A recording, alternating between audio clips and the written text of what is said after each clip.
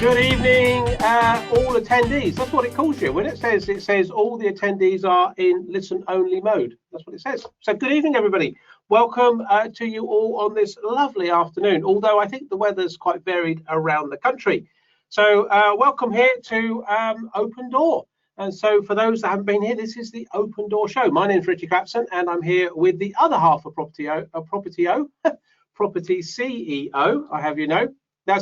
I did that just to see if people were listening to start with, and I know you all are, so that's good. Keep you on your toes. So I'm here with the other half of propertyCEO, Mr. Ian Child. Fantastic. Well, you got my name right. Good evening, everybody. Welcome to whatever we're called. Yeah, you're very formal, isn't he? Eh? Anyway, guys, it's great to have you here. And just in case this is your first time, and there are some names on the list I can see up here that I don't recognise, so I'm sure a few of you are brand new to us. Then let you know what you've let yourself in for, which is good. It can only be good. It's about 45 minutes of non-stop positivity within these virtual walls. That's all you're going to get. Positive energy, positive comments, straight answers, no BS, no fluff, hopefully a bit of fun as well. All set around the theme of property development. Isn't that right, Ian? Certainly is. Ritchie and I run a company that was called propertyCEO. I'm not quite sure what it's called now. And our day job is basically training people how to become successful small-scale property developers. Many people, of course, like the idea of developing property, but they often worry that it's going to be risky, it's going to be very complex. So basically, our job is to give them the support and the training that they need to do it as safely and as successfully as possible.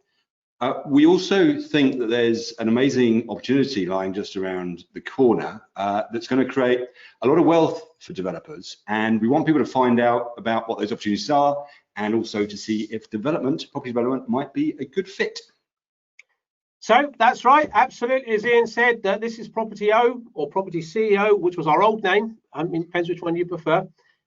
Look, guys, as if there wasn't enough out there going on at the moment. You know, pandemic, recession, depression, that's just me. I mean, what about the rest of the world? You know, we've all got problems going on. But, you know, there are opportunities. With recession, it does create opportunities. And I think we're now on the right side of recovery. We can't belittle all the stuff that's gone on, but I definitely think now we can be super, super upbeat, enthusiastic, energetic for what is out there for the family here. You're part of our family. You're part of the CEO family. You're the CEOs.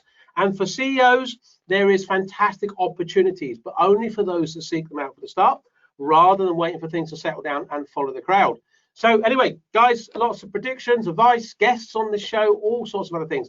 We're happy to take questions as we go through, so please put them in the chat box. That's what it's there for. No questions, no show, although we have got something we're going to start with this evening. But let's just see who's on. Let's give you a few shout outs. Anthony's on, Richard and Debs is on, Michael's on. Good evening, Michael. No Italian in the box this evening because he knows I'm rubbish at that, so he's obviously given up on that.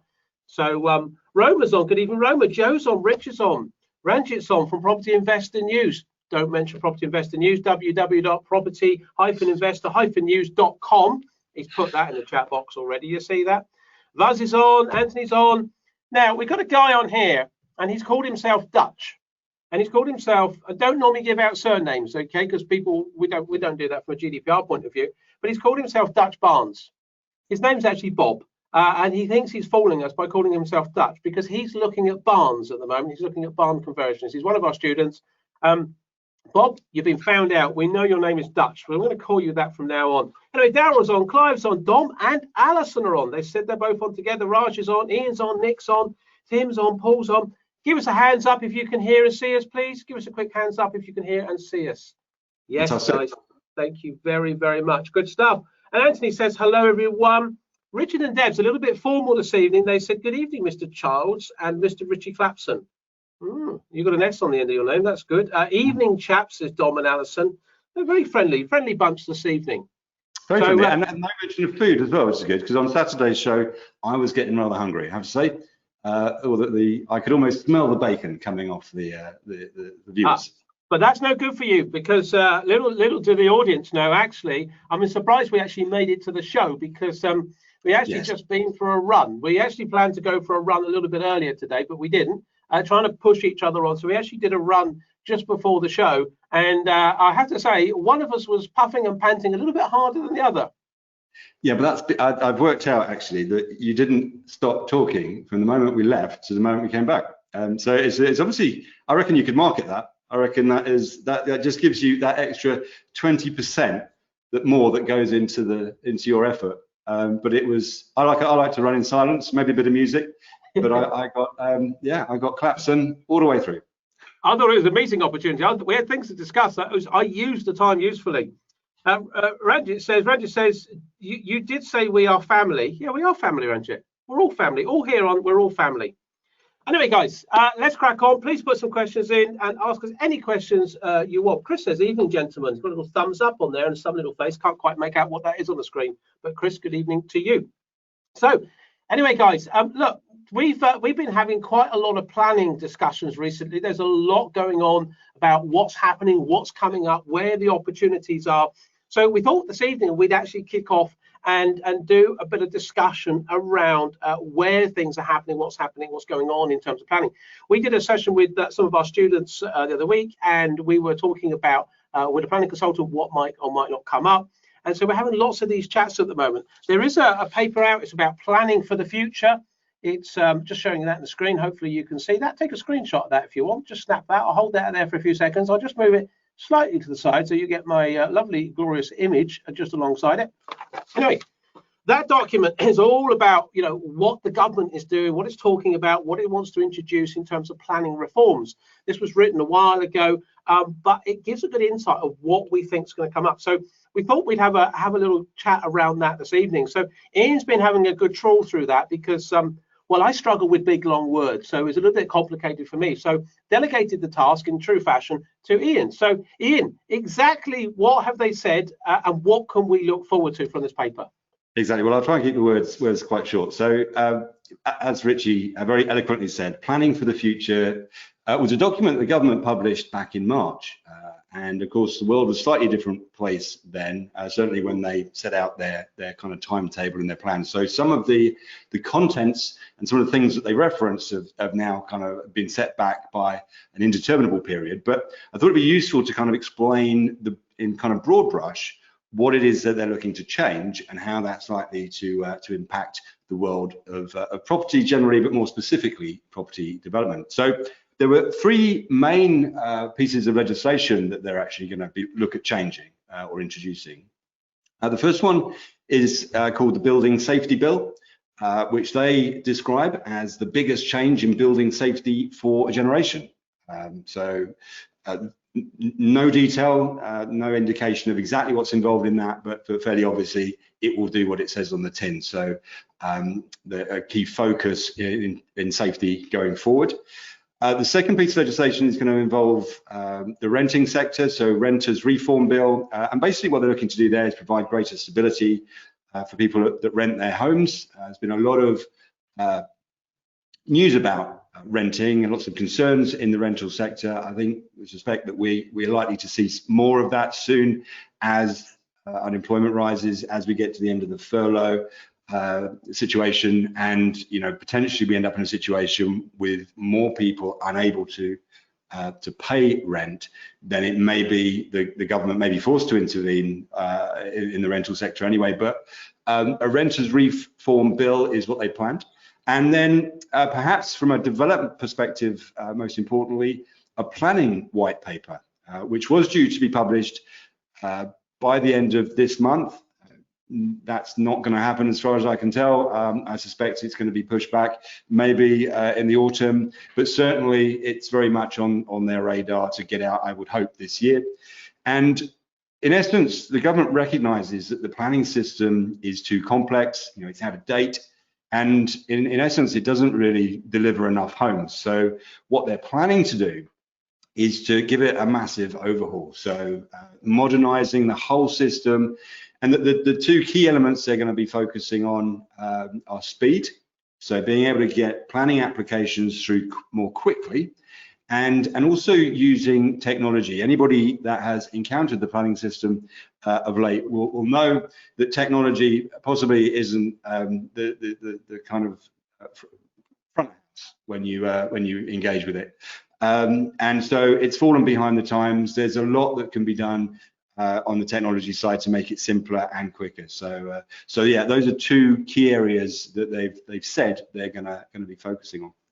I mean, the planning system, you're right, and I think that a lot of people would agree. And for those guys that are new to this and maybe are thinking about getting development, the planning system is fundamentally broken. So, yeah, speed and technology would be great. Ian, just following on from that, have they hinted at what's going to be included in this planning white paper going forward?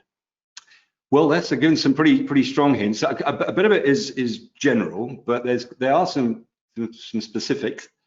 So they've talked about a housing-led regeneration of the high streets. So make of that what you will. We've been talking about how getting people living in town centres is going to automatically regenerate those areas. So that seems to point to very much that language. They've also talked about building upwards on land that's already been developed, and they said that they're going to be looking to introduce new permitted development rights to basically go upwards. That would also include extending blocks of flats, so residential blocks, by up to an additional 2 stories. Can I just jump in there? And something important, guys, for you to remember is, whilst these are planning opportunities, you've got to think about your whole professional team. That don't just go and buy a site and think I can put 2 extra floors on it, because structurally you might not be able to. You've got to bring the rest of the team in. Very good point. And then linked to that, they've also talked about building above stations, which is quite specific. And they've talked about regeneration generally around transport hubs. And basically, they're looking to get more people into the town centres, into the city centres. Obviously, that was the aim pre the events of the last few months.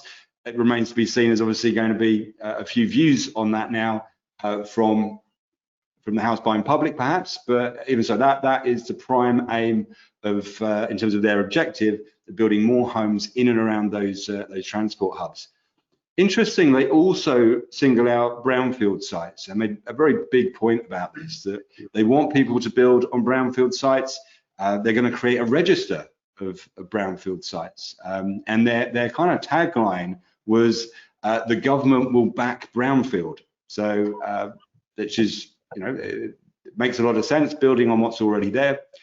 And as I said, increased density in urban areas. So yeah, it is going to be interesting to see how recent events affect the demand there, but I suspect it's not going to make a massive dent in the long term. And one of the things that you may have heard before, that they talked about consulting on permitted development rights to allow vacant commercial buildings and industrial buildings, and indeed, you know, residential blocks, to be demolished and replaced with residential units, so under permitted development rather than planning. So that's a big one. Now, I think one of the things that kind of goes hand in hand with this, you know, the government's being held to account on the planning side and the house building side, particularly when it comes to permitted development, because there is a concern about whether we're effectively, because of PD rights, building this kind of slums of the future. If you've got developers who are taking advantage of opportunities where things like space standards don't apply, so they're able to create, you know, shoehorn a lot of units into a relatively small space. So they're creating smaller homes, blocks of flats. Are those going to be fit for habitation? Are we actually creating a kind of a legacy of accommodation that we actually want going forward into the future? So there's certainly going to be a strong lobby on that front in terms of making sure that the government is ensuring that people are building suitable accommodation. Their target, 300,000 new homes a year, and the local authorities have got to update their plans now by, I think it's the end of 2023. And I believe the government is going to be penalising those councils that don't do that, any of the laggards that don't actually get that in place. So it's certainly going to be kind of sort of a big issue on the government's agenda, and therefore the local authorities' agenda, to get those homes, their quota of homes, planned in place in the local plan well in advance of the end of 2023. I think the exciting thing, and we've talked about it a lot on here, and you guys will know this, and if you're new to us, go back and listen to some of the past shows. They're all out there on our YouTube channel. and we talk about the high streets and regeneration of the high streets, and putting housing in there, we go beyond that and we talk about co-retail, really interesting stuff. So if you're getting into development, fantastic areas and opportunities. And I really like what Ian was talking about there about the demolishment of vacant buildings. This is a really exciting, interesting one. It's unlikely you're just going to be able to go out there and carte blanche, knock buildings down and build what the hell you want. There's going to be lots of rules and regs around it, but it's a really exciting opportunity. And it backs up what we say. We teach developers at small scale. We like to stay small scale. You know, don't be greedy. If you can go and make 200, 300, 400,000 a year, that's enough for most people. It seriously is. And keep relatively small, keep in the right marketplaces and use PD. There's so many PDs out there, and this is a really exciting time coming forward. I think as well, Ian, the government said that they'd be planning quite a lot of investment into this, didn't they? Oh, they did, yeah. So they kind of recognise that the first thing that the local authorities are likely to say when they hear about the new quota that they've got to come up with for new housing is, well, what about the roads? What about the schools? What about the transport? And all of that good stuff. So the government has indicated in that Planning for the Future document that there's going to be quite a big spend going on in terms of the infrastructure. So I think other things that kind of came out of that document, which is quite interesting, is that there's focus on two areas. One is what they call beautiful design. You know, they mention it quite a few times in the document, that they're very much focused on the design element of what gets built, and rather than just simply the quantity. And perhaps less surprisingly, they are very much focused on the kind of green credentials. So that's probably no surprises there.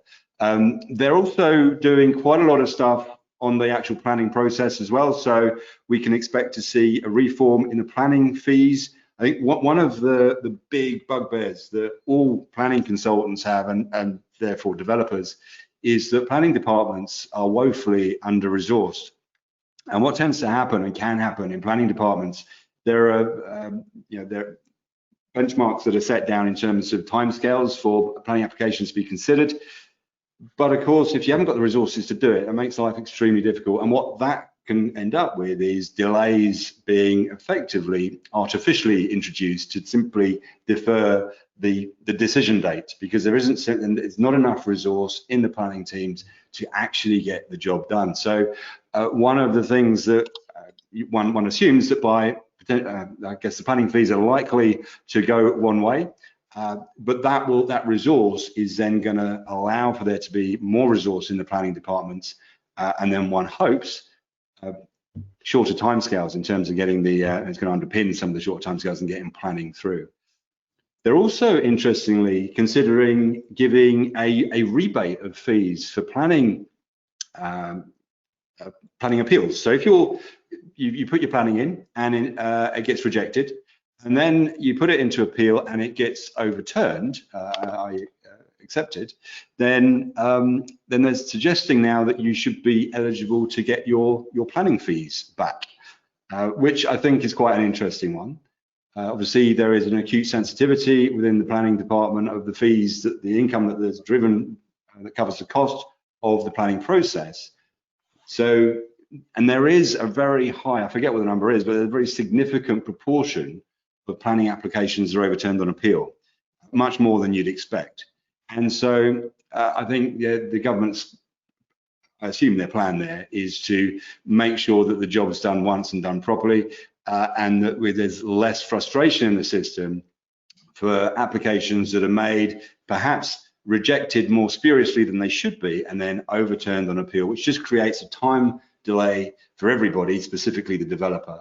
But in particular, it just adds a resource burden on the local authority and the extended appeal committee and process. So I think, yeah, that's likely to be a very positive change. They also mentioned that they might be interested in seeing the build-out phases happening more quickly. So rather than just simply granting the planning permission and then allowing a certain period, 3 years or whatever, for the work to commence, they're keen on getting these houses built quickly. And so they may well be putting more stringent time pressures on developers to actually get the work completed once they've got planning consent in place, which I think is again seems quite a logical thing to do when you've got 300,000 homes a year to build. They've also come up with a thing called a first homes scheme. So, and this is quite interesting, not specifically from a development perspective, but actually because of one of the big challenges that we have in the housing market, obviously, is that it's very difficult for first-time buyers to get on the first rung of the property ladder. And they didn't give any detail on the first home scheme specifically, but the information there was that they could potentially reduce the cost to first-time buyers of their first home by up to a third, which, and based on the UK average, would be about £70,000. So, and they've kind of said that the focus there is on reducing the need for such large deposits. Obviously, that's one of the big barriers for getting on the housing market in the first place, not necessarily the ability to make the mortgage repayments, but actually to get a big enough deposit to put a deposit down on your first place. So by actually reducing that burden or removing it, then they're creating a bigger demand on that the first time buyers. Linked to that, perhaps, I don't know if it's linked to it, but mentioned having longer term fixed rate mortgages, which I thought was quite interesting. So that clearly is going to involve, I think, quite a lot of conversations with the banks, but I'm guessing they want to protect against any significant variations in mortgage rates going forward, create greater certainty for homeowners. Then not everybody will be able to remember the time when we had interest rates at 15%, but as you can imagine, that can wreak havoc in terms of mortgage repayments on variable rate. And so you being able to create that long-term fixed rate mortgage would be quite an interesting thing to put into the market. Let me get, what else have we got on there? They've talked about shared ownership. They talked about the National Planning Policy Framework, which again refers to kind of beautiful places. And interestingly, actually, one thing they've done is they've said they're going to bring out a new homes ombudsman. So they're clearly fed up with rogue builders and developers creating buildings that look good for 5 minutes and then develop all sorts of nasty cracks, and then the developer runs away. So they're creating an ombudsman specifically for new homes, so to protect against rogue developers. So again, that's good news for the industry. Yeah. Richard and Deb says we remember Northern Rock. So yeah, a number of us do. So potentially great news for us smaller developers then.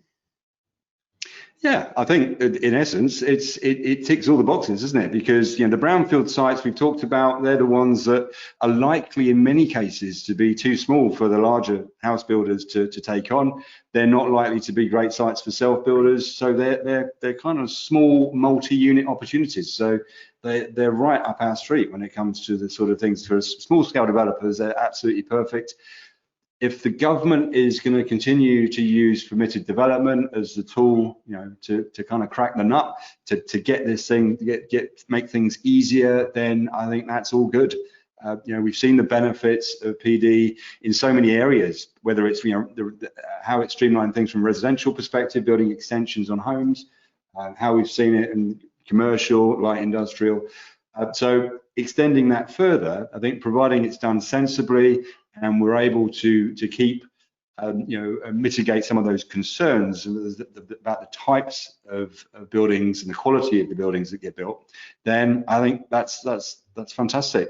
And the fact that they've kind of said, yeah, we are targeting residential in the high street and the conversion and replacement of existing buildings, I think that's what we've been talking about. So I think it's really positive news. But let's see what happens. Sorry, I think we don't know exactly what the government's timescales are, and now that it's had a few things to deal with in the intervening period. I think the autumn, a few people have been saying the autumn might be the time we see this planning white paper. But clearly we're in an environment at the moment where there are some big changes afoot, and it's all kind of looking pretty good and pretty interesting for small scale property development. So yeah, watch this space. Sorry about that, guys. I asked him a quick question and he banged on for 2/3 of the show, but hey, I don't know where I get it from. Hopefully you found that useful. Wanted to bring you that. I see a few people have joined us afterwards, and they probably are wondering what on earth Ian's going on about. So Pardeep's joined us, Daryl, Kate, Paul, Dill's joined us, Andrew Gilbert, and Edward's joined us as well. So guys, hello there and welcome. And we've just been talking about planning for the future. Just hold that up. You can see that on the screen. Jot that down. Planning for the future. That's a document that was published by the government in March, and we've just been chatting around that. So have a listen to the replay and you can pick up a few notes from that. So picking up a few responses from that, just following on, Anthony says, Ian, where can we find this information? He says, other than from you, of course. Well, Anthony, no, not from us, okay? We're not planning consultants. So really, Anthony, you want to go to a planning consultant. Anthony's done some training with us in the past, so I know, Anthony, so good evening to you, my friend. But really, Anthony, go to your planning consultant. They should know this stuff. If you've got a good planning consultant, they should be on top of this much more than we are. We're not geeky planning consultants. We're just trying to help make you aware of it. So, Anthony, go to your planning consultant out there. But what I would say, Anthony, is that, and to everybody, that this document is free for all. It's available from the .gov website. If you just type in planning for the future and look for the .gov ending on the website, you'll be able to download it as a PDF. It is only about a dozen pages long, so a relatively quick read. Alternatively, Anthony, you can send us a check to propertyCEO made out for $49.99 and we'll send you a cheap paper copy. No, don't do that. Don't do that. Okay, Ashley says, this is a planning question. Ashley says, so good evening, Ashley. Ashley says, how do you determine non-material change in planning? Okay, I'm going to direct you to a planning consultant as always, but a non-material change, Anthony, is Ashley, is based around something that doesn't require a full planning resubmission. What would it be? You could be tweaking a window or a door or material finishes. So you've got the basic principle of agreed. Maybe you've got the change of use if that's what you're requiring. Maybe you've got the extension, the complete elevational change, but you want to tweak something about it. I want to just drop that window a bit or move it that way. A good planning consultant or a good architect should advise you of what is a non-material change, okay? It's a bit subjective. They then agree that with the planning authority and hopefully that moves forward. If the planning authority say, no, that's not a non-material change, you're putting on an extra floor, you can imagine that's a full planning application. So it's about not having to do a full planning application. Got one here from Tim. Was there anything about extending PD rights for light industrial beyond September? So no, nothing specifically. So we're kind of awaiting the decision on that. I think what I would say though is that you've got to say, irrespective of whether that happens or not, whether that particular PD right is extended, if we look at the language that's in the Planning for the Future document, it's all about converting brownfield sites, existing buildings, and kind of creating a lot more housing from what's already there. There isn't a whole thing in this about building on greenbelt land. It's all about converting what's already there. So you would think that there could be some overlapping PD rights that will enable you to take advantage of light industrial buildings, even if the current PD rights don't get extended. But at the moment, they've not said anything specifically either way on it. So yeah, again, we wait with bated breath. And I think there, Tim, really what we'd say on that is don't go for one at the moment, okay? As tempting as it might be, if you end up buying an industrial building to convert and the planners want to play games with you, they just push you out beyond the term. So just be very careful of that. So I suggest that right this minute, until we know, I wouldn't go out, Tim, and buy anything. By the way, Debs and Rich has said that was great, Ian. Thank you. Oh, Don't humour in Debs. He'll just take over the whole show every time. We don't need that. It's not important. Okay, next question. Let's have a look. So Anthony says, what is the best way to extend planning permission which is about to lapse? Good question. So the best way to extend planning permission that's about to lapse, basically you've got to actually, exercise the planning permission ordinarily. You can get an extension, so you can go and apply for an extension. The difficulty there, Anthony, that you might come up against is, has the rules changed? So in theory, although it can be subjective, and we got thoughts earlier, we talked about how the planning system was perhaps broken, but in theory, they should be following what is the local plan, what should be going on. but it could be that you got planning permission, or the scheme got planning permission that maybe you're now looking to purchase, and the town plan has now changed. So if you resubmit that, it would not get planning permission. So sometimes if you ask to extend, you may not get it, okay? But yeah, the theory normally is you have to start. Now, be very careful. It doesn't happen very often, guys, but occasionally, and I have seen this is really rare, it tells you when you have to finish, okay, which is a bit odd. Yeah, but it says you have to finish by a certain time. That's quite rare, but I have seen that. So normally it's about when you have to start. So it's what constitutes a start. What is it I've got to do to start this scheme? It's a similar thing for building regs and all those sort of things. So quite often what we used to do is put the foundations in. So we've done this many times over the years. We'd go and dig the foundations, and we have made a proper start. We've exercised the planning permission. We've called the building control officer out, who's inspected the footings. There is a record, and we normally use the council on this basis, a record in the council that we've started our project. They can't deny that because they've got their report on that day. So ordinarily, Anthony, that's what I would do. And actually, there's two Anthonys on tonight. So this is Anthony A, not Anthony C, because otherwise the other Anthony's thinking I never asked that question. But Anthony A, that's it gets confusing, but keep up. I mean, come on. So yeah, that's what I would do is exercise that right. So hopefully that is useful.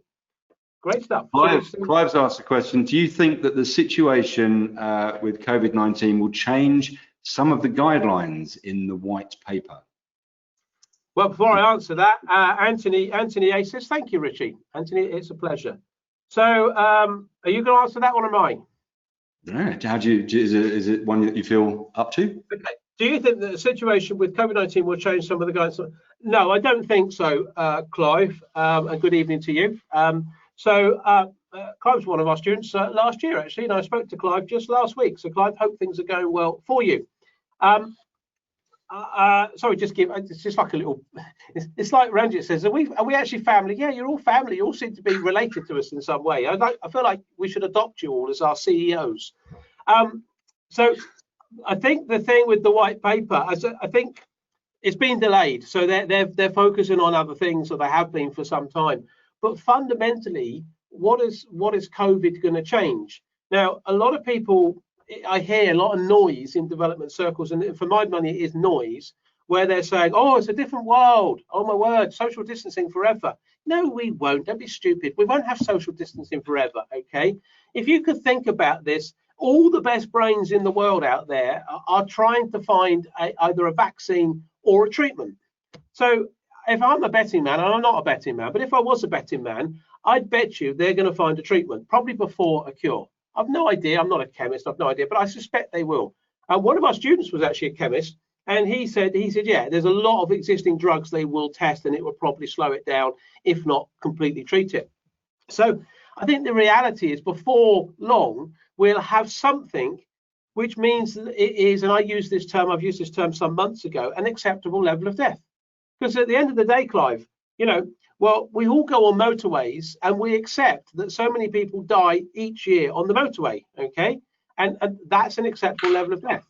Well, we're all in lockdown, and actually the deaths on motorways went right the way down. But we're going to go back on motorways, aren't we? So there'll be a point where someone says it's down to these sort of levels, and the chances of catching it aren't too bad. So social distancing will be gone. And I think so. I don't think there's going to be a brand new way that we're going to have to design buildings, this and that. I think maybe social opinion might change. People's working practices might change.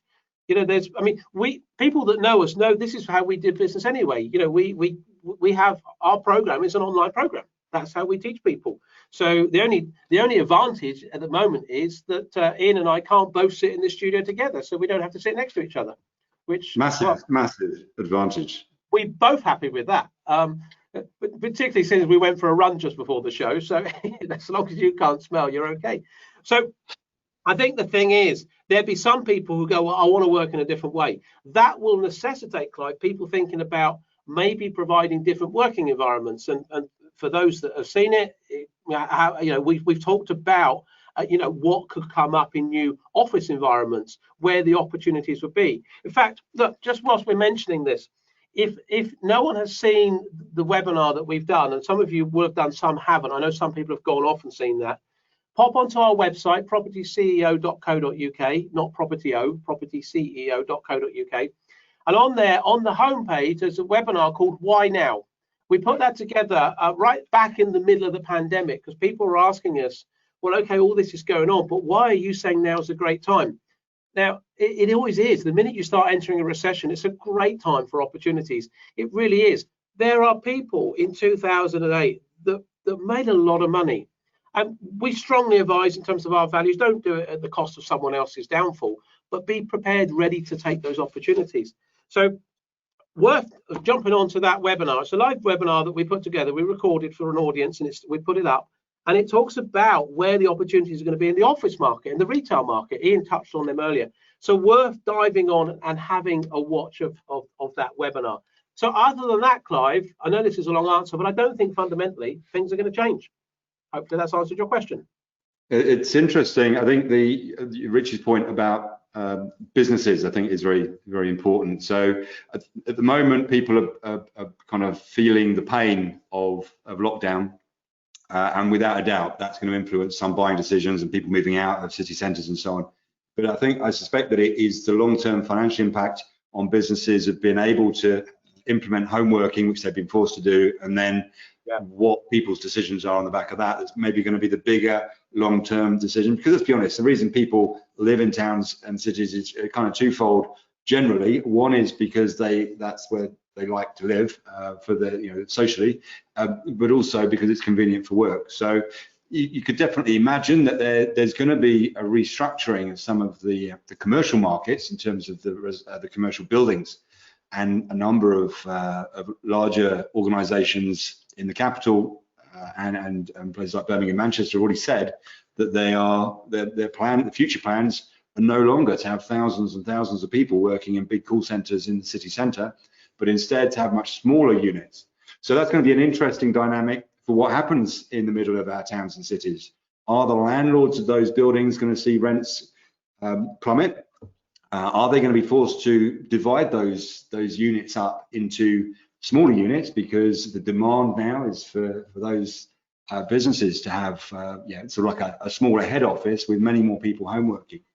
But I guess also, is some of that, some of those units, are they ripe to be made residential? Again, it's all kind of in the mix, but I don't think that the government is very much kind of wedded to the building on what's existing already. So I suspect that is unlikely to change massively for very obvious reasons, because if we're going to go into they might decide to build some new towns. I believe there's been some areas that have been moved to before now, so that might happen. But otherwise, building on greenfield is going to be a very difficult and challenging issue for them to kind of get through, I think. So I suspect it will stay mainly the same. And I think, guys, as well, the big thing that we talk about with all of our students is you don't need to go down the planning route. You really don't. We strongly advise all students to go down the route of PD. There are so many opportunities out there to do. Anyway, Clive said, great answer, guys. I completely agree. I'm glad you agree, Clive. And Richard and Dev says, we love online learning, but really miss face-to-face networking. Yeah, I think, I think that we do miss that. I think as all of us miss the social contact, and getting back to networking is great. But yeah, Richard and Debs are a couple that's learning. The great thing is they're learning together. They're doing the program together between them, running the same modules. They don't need two places in a classroom. It's so much easier. And they can learn when they want. They get up early, they can do it late. They could do it with a glass of wine or two in their hands, whatever takes their fancy. It's a great way to do things. Look, there's another question here from Kathy. But Kathy, I think we probably answered this one by perhaps I'm going to direct you to the video so we can get some other ones in. So I'm not going to skip your question, Kathy, but Kathy says, what's the view on where the best commercial deals for development are going to come from over the coming months when we go into recession? Kathy, retail, high street regeneration, offices, new opportunities coming in there, maybe some industrial, but you heard what we said about with Tim earlier, so just reserve a little bit of thoughts on that and see where the white paper goes. Go onto the homepage of the website, Kathy, have a look at that Why Now video. You're going to get some answers on there. Okay, we've got another question in here. Okay, so this is we're moving off the topic of planning, which is great, guys. Any questions you want? Robert's got a question in. Good evening, Robert. Robert says, Robert asks, how should I work out my GDV values now the market is so uncertain? Robert, interesting one, but depends when you're putting something into the market. So I don't know, Robert, but Robert, let's assume you're looking at a project, that you're going to drop into the market in the next few months. Very difficult, okay, because you're going to try and work out what's happening with a market that's about to fall. And we haven't really seen the worst of it yet. We don't know until the government starts to withdraw the furlough scheme, and there's lots of stuff going on with that. And, I think it's October, September, it's down to 70%, October 60%. The headline number that's extended to October is not all it's made up to be. So we're going to start seeing the pain and opportunities coming to the market. I think September, October, that's the great time to be out there in the market looking for deals. Now, in terms of GDVs, if you are putting a deal into the market that you haven't even started, you're probably at least 12 months away. Now, 12 months away is still an element of uncertainty. What's it going to do next year? But most of the reports, and not all, and this is a decision that you'll have to take a view on, Robert, is where is the market going to be in 2021? Now, first quarter of 2021, a number of people like Savills were reporting a few weeks ago that they expect us to be back to a similar level to where we are now. So on that basis, if you had an 18 to 24 month project, which typically is what you could have by the time you ultimately get to that point, assuming maybe you haven't even secured it yet, Robert, then you're going to hit the market when it possibly, according to certain predictions by many educated people, is going to level out. You've got to take a view on that, and that's where you want to make sure you've got a comfortable, strong 20% profit on GDV. If you've got that, then Robert, if it's down a little bit, then obviously you've got a bit of coverage in there. But of course, we might have a little bit of inflation on those prices anyway, so they could be up even 2 or 3% of what it is now. Robert, hopefully that answers your question. Ian, have we got another one to go for? Yeah, according to Claire, is it possible to do development projects part-time, or is it very labour intensive? Do you want to answer Claire's question? I can answer Claire's question. So it is possible to do it part-time. I would say that flexibility is probably the key. So if we look at the way in which property development works, typically the first thing is you've got to kind of get educated. So you need to know what it is you're going to do, and then there are certain things that you need to set up. Particularly, obviously, when you're doing your first project, you'll be creating your development business, your kind of brand. You'll be recruiting your professional team, who are the people that are going to make this team, that are going to build what you're going to build. You're going to decide what it is you're going to build and where you're going to build it. All of that good stuff. Those are typically one-off tasks. You refine them as you go, but ultimately that's a one-off task. And what tends to happen, that part of it can be quite labor intensive. Then when you get on site and you actually start work, we have this magic ingredient called the project manager, who effectively is your eyes and ears on site, and that individual reports back to you, which means that you don't then have to be the person that kind of bangs heads together on site or manages, oversees and project manages things directly. You're one step removed from that, hence the name CEO in our title, which is we're kind of playing that role of CEO rather than being the kind of hands-on project manager. And then at the end of the process, when you get into sales mode and you're trying to sell the units, then again, it tends to get a little bit more intensive then as well. But it's certainly not, I would say, certainly for small scale projects, it's not a full-time job. Many developers do it either as effectively working and doing it in their spare time, or they decide to stagger their projects. So they might have 3 projects on the go at any one time, but they are at different stages. It's entirely up to you. But what I would say is that it is something where a certain amount of flexibility is definitely needed. If you're in a situation where you've got rigid time constraints, particularly in that 9 to 5 period, when obviously certainly from when your professional team is likely to be working, then that can be a little more challenging. But the good news actually about a lot of the stuff that you do, particularly at the beginning, when it comes to the learning side, when it comes to putting your team together, working out what you're going to build and looking for opportunities and critiquing opportunities, a lot of that is stuff that you can do in your downtime. You can do it in your pajamas because you've got an internet connection, then you're away. And that's a hugely positive aspect, I think, of property development, is that we don't need to simply wait for business hours to be able to do all the things that we've got to do. Some of them for sure work then, but for a lot of it, it's stuff that you can do, working effectively offline. Great stuff. Let's see if we can squeeze one more in. Sorry, guys, we're not going to get to all the questions today. Do apologise, but Dave's got a question in here. Just follows up from Saturday. He said, great show on Saturday. Really interesting to hear from the contractor. We had a guy called Mark Legg on CDM Contractors. Again, if you've missed that show, that's up on YouTube now. Go and have a watch of that. He said, but how can you find out whether a contractor is more likely to go bust? Dave, really interesting question.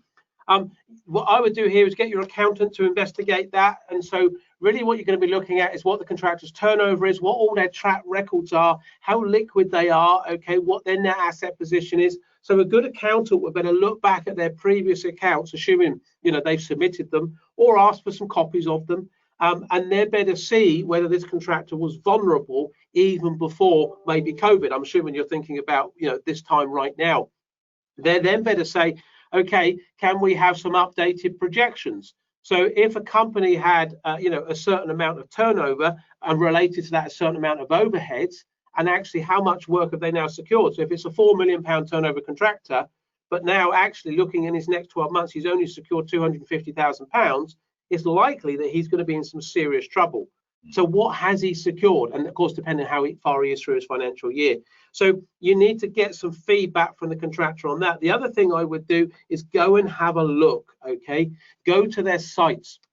The thing that you can always tell, Dave, is that the guys never lie, the guys on site.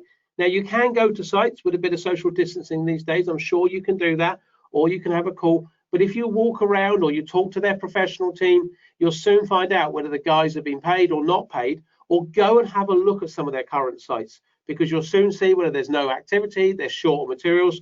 Sites at the moment are working in a different pace. They're having to do social distancing. It's a bit difficult, but they are building. So a good, solid, sound financial contractor will have plenty of materials and they're doing stuff. Ones that won't, you'll soon get a suspicion. There'll be guys there, scratching their head, trying to work out what to do, and ask them, how's it going, guys? Can't get any materials, no brickwork. No. You'll soon find out that the contractors may be in trouble. Relate that back to what your financial advisor says, your accountant, and you'll better piece that together. Dave, hopefully that answered your question. Guys, look, it's just coming up to 10:02. I know there's lots of other questions in. Apologies, we can't answer them all. We'd love to. We could be here all night, but we always promise you we'd get your way just after 1:45. So I'm afraid that's it for this episode of Open Door. Hopefully you found it useful. And look, if you've got any friends, please share it out there. We're getting lots of great response from this. Straight talking, no BS, no fluff, just good, honest answers from two people that's been kicking around for a while. As you can see, Ian a lot longer than me. He obviously looks a lot older. So please invite other people to enjoy this show. It's free. We're happy to grow this community. Let's grow the family of CEOs. That would be terrific. And please just share us on social media. If you like what we do, that'd be great. We have a Facebook group just for people involved in property. So it's called, basically, it's called Business Owners Creating Wealth Through Property Development. If you want to search that out, ask for an invite and we can let you into that. You'll be more than pleased to do that. So, guys, I think that's more or less it for this evening. Anything else to say, Ian, just to wrap up? No, fantastic. A pleasure as always. Do join us Saturday at 10 a.m. The link will be up and running very shortly, but we'll send you an email on Friday to tell you exactly what's in it. But yeah, look forward to hearing all about what you're eating on Saturday morning. Can't wait. And just let us know if you liked it. Grazie. See, look, I've got that. It's Italian. What an info-packed session. Thanks very much, says Gavin. Gavin, it's a pleasure. Thanks, guys. Great session tonight. Very informative. Thumbs up, says Chris. Chris, thumbs up to you. Thanks, guys, says Ranjit from Property Investor News. Richard and Dev says thank you. Very useful. Thanks once again, says Richard. Brilliant. Questions to the end. And thanks, chaps, says Dominic and Alison. Guys, good night. See you Saturday. Have a good evening. Bye-bye.